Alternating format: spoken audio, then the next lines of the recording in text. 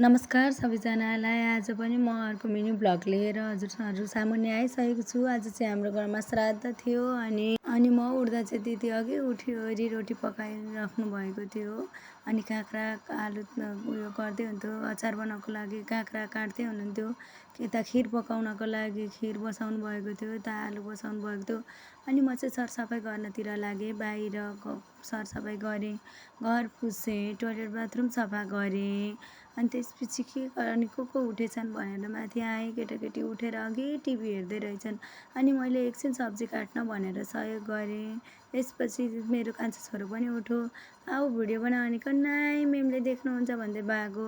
अनि मैले मुनि नै खाना बनाएर केटाकेटीहरूलाई खुवाउन भनेर राखेँ। अनि उनीहरूलाई स्कुल पुर्याएर आएर मेरो जेठो छोरालाई लुगा लगाउँदै गर है भनेर छोडिदिएर गएको थिएँ। त्यसपछि म आएर कान्छो छोरालाई लुगा लगाइदिएँ।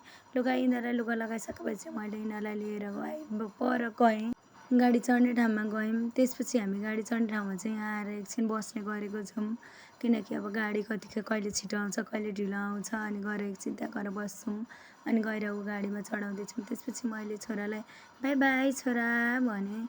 अनि गएँ सबै स्टुडेन्टहरूलाई बाई बाई भनेँ। अनि उनीहरू गए। त्यसपछि म फिर्किएर आएँ। फिर्केर आउँदै गर्दा यहाँ दुईजना आइवरी दुईजना गफ गर्दै थिएँ।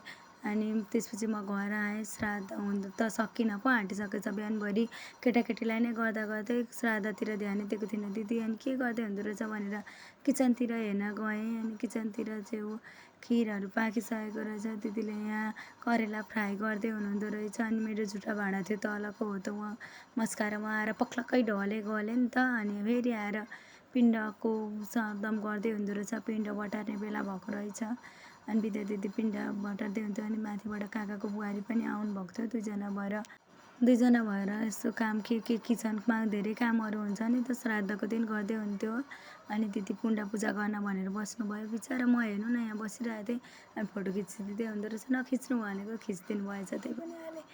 अनि त्यसपछि श्राद्ध सकिसकेपछि चाहिँ मैले यो रोटी पकाएको अनि साथीहरूलाई दिएँ।